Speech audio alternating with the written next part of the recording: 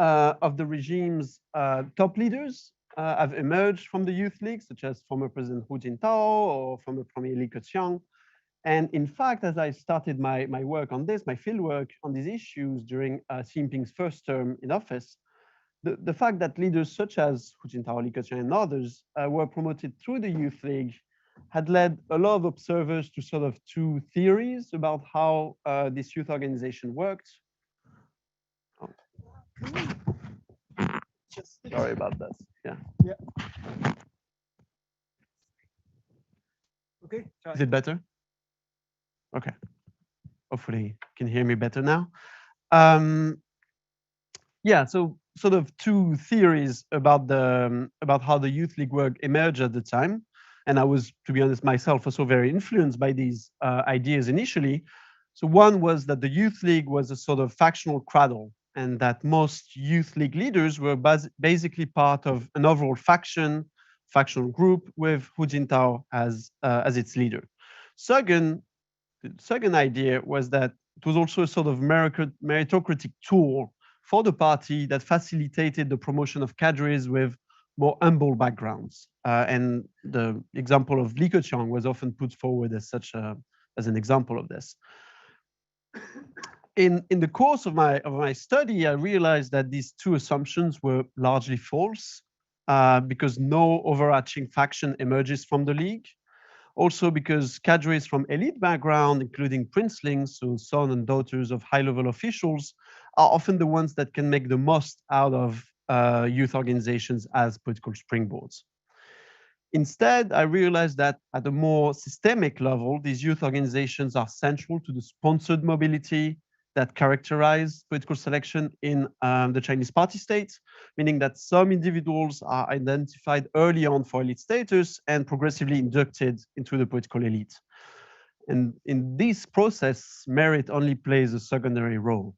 In the book, basically the different chapters follow the sponsored mobility process step by step, from volunteering as a student cadre in college to becoming a local party state leader.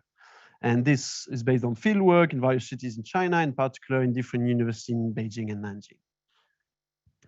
So my talk today is structured around the two main concepts I develop in the book. First, I unpack how youth organization cadres develop what I call an undogmatic commitment to a political career based on a growing attachment to their social role as future party leaders, rather than ideological conformity, policy preferences, or pure material interest. They also learn to embody this role as leaders to be, performing their political commitment through their behavior.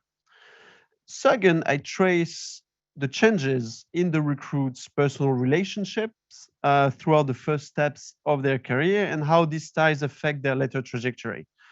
As they move up the ranks, these relationships serve as the basis for what I call the cadre's diffuse allegiance to the regime. Basically, they are embedded in complex networks, which render difficult the establishment of autonomous groups that could organize against the party state itself. So commitment to their careers translates into a commitment to the regime as a whole, rather than to specific groups or factions.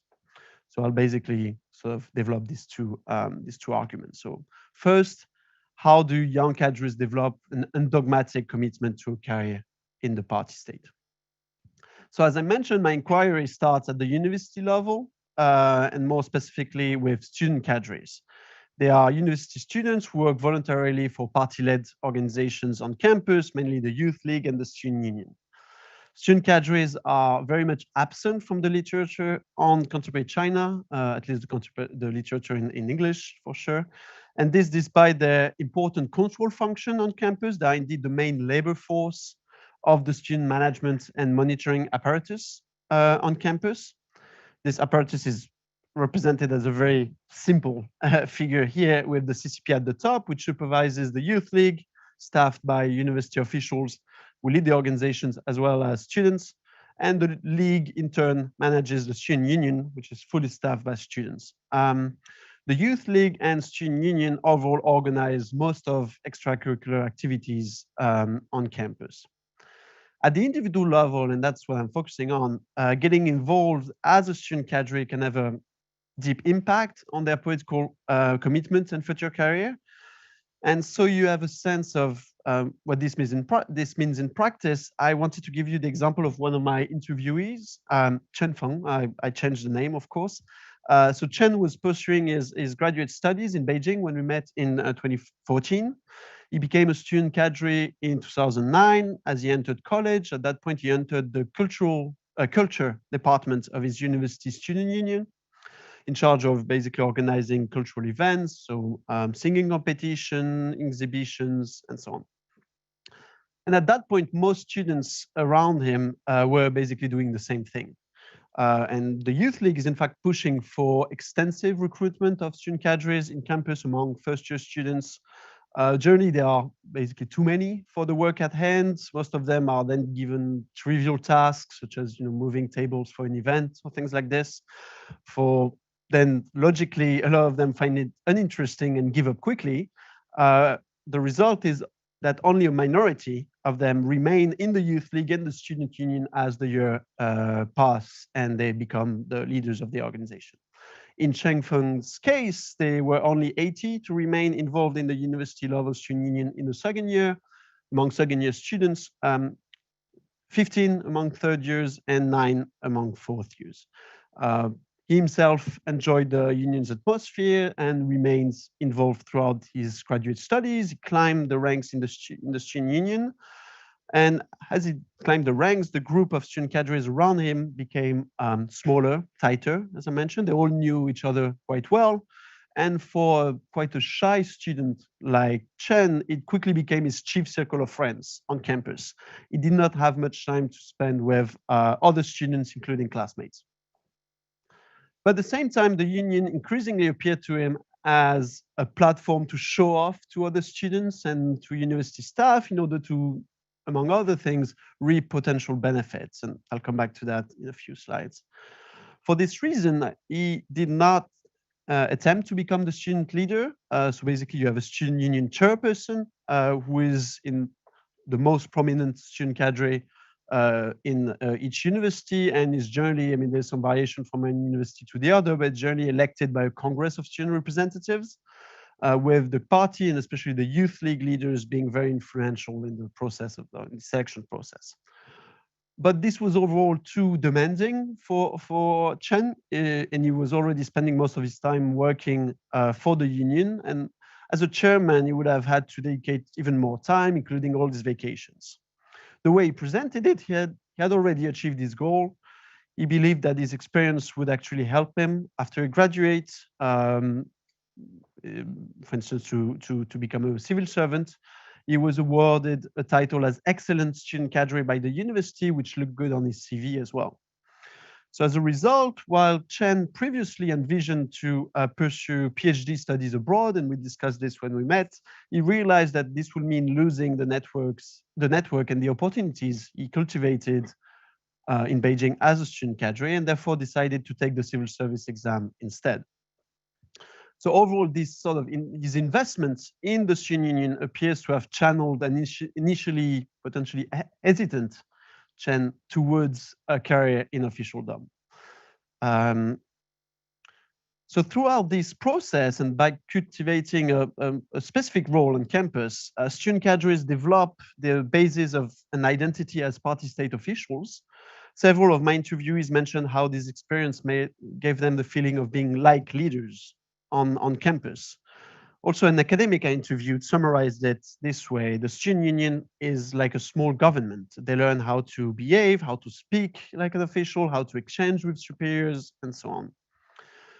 And student cadres are physically transformed by their experience in the student union. And the picture you have here on the right depicts a master student running for the chairmanship of a departmental level student union at Peking University. You can recognize the pagoda and the lake if you're familiar with Peking University. It is striking how he already looks like a party official. By contrast to, as you probably know, most students who dress very casually. So he wears a white short-sleeved shirt as well as dark pants, dark belt. There's no uniform, but basically almost every official dresses this way in the summer. And this parallel is even clearer when you look on the left at the picture of Xi Jinping when he visited Peking University in 2012, a few months before he became the leader of the CCP. So we can see here that being part of the elite group of student leaders implies certain behaviors which display their affiliation. The socialization among student cadres and officials is particularly important in this process of behavioral standardization. And to illustrate this, I wanted to mention the case of the Henan clique that emerged in Peking University in the late 2000s. So according to my interviews, Liu Kai, that you have here on the slide, and who is currently a local leader in Gansu province, when he was in the leadership of the Communist Youth League in Peking University, created an informal group that selected and grew students to become student union leaders and rise in administrative hierarchy on campus after graduation and potentially becoming party state local officials afterwards, like he himself did, Liu Kai. Between 2007 and 2011, when he was working for the University Youth League, he helped 5 student union chairmen get elected, so 1 every year, and 4 of them were from Liu Kai's home province, Henan. The clique's members put together leisure activities, sports, poker games to get to know potential recruits. They also organized some more polished dinner parties with the important members of the network, including Liu Kai, to test the recruits' ability to navigate the world of officials. So this is how one of my interviewees described this meeting, the quote you have on the slide. I'm going to read it very quickly. They pick people starting from the second year. Recruitment is based on recommendations from members of the group, and people from the same hometown are seen as loyal. The group organizes meetings to test potential recruits. Can he drink? Can he do sports? Is he likable enough to win elections? And they hold these meetings in restaurants. And it's good if the potential recruits pay the bill. It shows their commitment, shows that they understand the rules of the game and that they have money. Money can be important here, as student union elections are not cheap. Leaving corruption aside, the printing of handouts and posters alone can be costly for a lot of students. These dinner parties also exemplify the male-centric socializing of student cadres and student leaders in particular. The drinking element is particularly important for male cadres who are expected to take part in these bonding practices, while female cadres tend to be or to have a marginal role in these meetings, which negatively affects their opportunities for networking and for future career prospects. All the student union chair people who emerged from the Henan clique, for instance, were indeed men. So this sort of Henan clique example illustrates well the clubbish nature of the student cadre cultivation process, as they spend most of their time among peers and with university officials. This leads to the recruitment of individuals with similar backgrounds. First, like actually most CCP members, most youth organization cadres are from middle and upper class background. More specifically, the children of officials are overrepresented among student cadres. According to a 2013 survey conducted by Chinese colleagues in a sample of universities, 20% of the student cadres in these universities were children of public sector managers. That's the official terminology for this category, for only 8% of the students they sampled in general. So the student cadres are therefore a social elite within the already privileged minority that has access to university. Second, the women cadres are sidelined as early as youth organizations, and this contributes to explain the gender imbalance that is characteristic of Chinese politics more broadly. While they are well represented among youth organization members, and they amount to close to 50% of the youth league membership, for instance, the imbalance becomes very clear when rising in the hierarchy. So no woman has in fact ever led the Central Communist Youth League. For student cadres, more specifically, women amounted to only 15% of the All China Student Federation leaders between 1979 and 2005.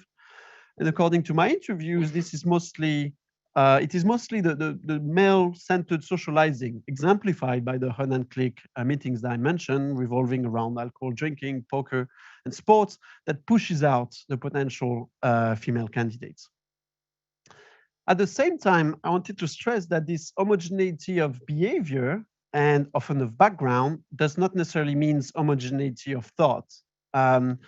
While none of them were hardcore defenders of democracy, the young cadres I met in my fieldwork embodied, I think, the diversity of views and policy preferences that can be found in the party state more broadly, ranging from right-wing liberals to neo-Maoists. It appears that the performative aspect of the student cadre experience, learning how to behave and talk like an official, allows for various interpretations of their social role and the symbolism attached to it, largely detached from policy and ideological preferences. But this diversity within the political system more broadly seems now challenged under the current administration, with several recent regulations stressing that cadres cannot have, for instance, I quote, an ambiguous or indifferent stance on ideological issues. In that context, they have to demonstrate more than passive or performative obedience, or they run the risk of being accused of fake loyalty or of being two-faced individuals. Coming back to the student cadres, this performance of their role as future leaders can also be perceived negatively by other students, by their peers. Their classmates often see student cadres as overperforming their adoption of bureaucratic language and behavior. They are also seen sometimes as corrupt. At Peking University, for instance, student union leaders are sometimes described as a bunch of gangsters due to the rumors of corruptions and vote buying surrounding the student union elections. Overall, this negative image isolates student cadres from the rest of the student body, which puts them in a position to invest even more in their specific role and status. In turn, the more they value their status, the more isolated they become. So you have this cycle which overall strengthens the cohesion of the student cadre group, isolate them from the rest of the student body, and strengthens also their commitment to a political career. And in practice, the student cadres, so initial commitment to youth organization is actually rewarded. The ones who remain student cadres for years can then reap the benefits, the perks attached to this experience. So there are a number of potential perks, but in addition to sort of the informal relationships they build with university officials, which can be helpful when obtaining visiting fellowship, grants, and so on, and also in finding a job on campus after graduation, which is quite popular among student cadres. You also have some sort of formalized study and job opportunities which are specifically designed for student cadres. There are a few examples, but one important example is the assigned graduate system that you're probably familiar with, a fast-track, basically, recruitment channel into the civil service that is reserved for CCP members who have a student cadre experience. The result is that many of them do join the administration. Yeah, I'm not going to get into the numbers there, but we can talk about it in the Q&A. So we have seen that student cadres develop an identity as officials to be, a political commitment, and for a large part of them do join the administration. But how exactly do the networks and the allegiances they build in universities and youth organizations translate into the political world? I'll be quicker here, but you can find much more details in the book. So the student cadre social network is transformed by their experience in the youth organizations. Most of my interviewees stressed that their commitment to their job as student cadres had a substantial impact on their friendly and romantic relationships. They have very little time to socialize outside the youth organizations, and they tend, as a result, for instance, to pursue romantic relationship among cadres or actually to remain single during college. I'm mentioning this specific aspect because this issue has actually become so widespread that it's become a matter of concern for the Central Youth League itself, which publishes articles in the Youth Daily and other media outlets articles on single student cadres. These articles aim at reassuring the cadres, stressing the difficulty of their positions, as they must be fully committed to their role and must be ready, for instance, to cancel dates at the last minute if required by their superiors. So the organization comes first. Beyond this sort of day-to-day interactions, you have regular training programs and field trips that also strengthen cohesion among the student cadres group. Throughout the year, training sessions are organized by universities for student leaders. And also over the summer or other vacations, the universities, as well as the regional and national level student federations, will organize group trips for student leaders to red sites, for instance. So like you have on the picture, historical sites important for the revolutionary history. So this also participate to basically creating a cohesive group. The connection that are then created or that student cadres build among themselves and with university officials have, I would say, several functions. If we take a sort of macro perspective here, first, they can help them find a job, as I mentioned. Second, they contribute to their commitment to a career in the party state, in the sense that exiting this path would potentially mean losing these connections and will therefore be costly.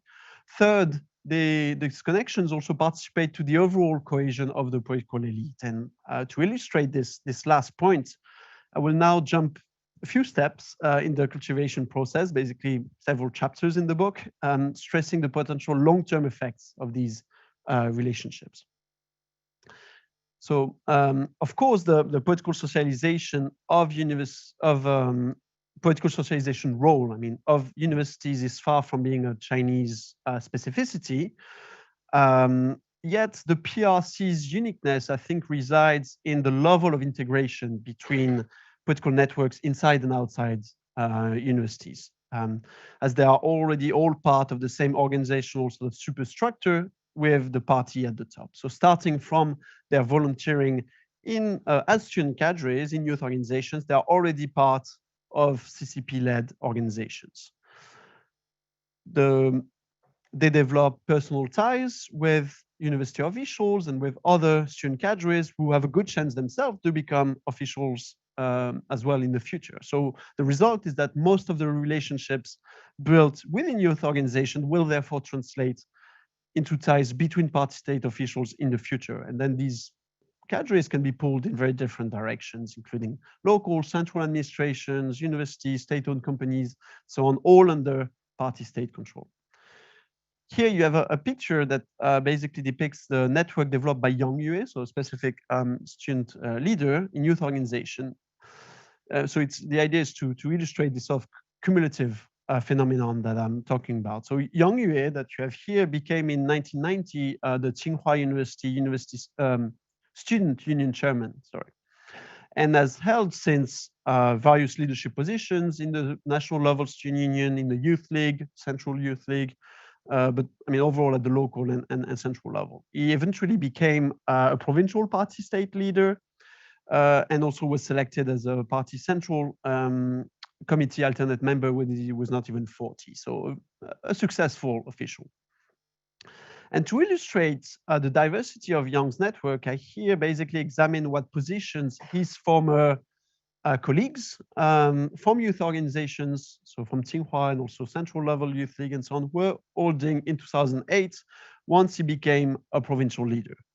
And the figure here basically maps out this network based on the data openly accessible, so I could only find data for some of them. Officials, of course, further accumulate relationship as they rotate across administrative and geographical lines. So this is, of course, just a fraction of Yang Yue's own network. But looking at this network, I think there are two striking elements. First, how many of them do work for the party state after their experience in youth organizations. So those are all the ones that are represented here. Second, the variety of positions they occupy, spanning basically throughout the bureaucracy, central agencies, local governments, state firms, universities, and so on. We should also note that just one of them is a woman, actually. What this network shows is that while we tend to assign people to groups based on early socialization, so Tsinghua clique, a youth league faction, and so on, the officials' early trajectories actually lead to multidimensional personal networks on the long run. As everyone's network is unique based on their own trajectory, so here young Yues, and they are not integrated into clear defined group, this I argue leads to the officials developing a diffuse allegiance to the party state as a whole rather than to specific groups. So for instance, here we could imagine that young Yue would be part of a Tsinghua faction together with the triangles on the graph. But that would potentially mean reneging on other relationships here with the circles and the rectangles who are not necessarily connected with the triangles. And this would be costly. So most cadres will actually, most cadres I interview at least, but I think more broadly, would try and maintain all these various relationships that may prove helpful at different points in their career. The result is that multiple connections make faction building difficult. So my argument here is not that informal relationships do not matter, they very much matter, but not necessarily in a one faction against another type of way. So to conclude, taken together, these two concepts of undogmatic commitment and diffuse allegiance, I think enrich our understanding of elite commitment and cohesion in the Chinese context, standing against two sort of common and often combating approaches to the study of Chinese politics. First, by stressing the importance of political commitment and the symbolic and behavioral aspects of it, I call into question the view that the Chinese party state has largely become a bureaucratic meritocracy.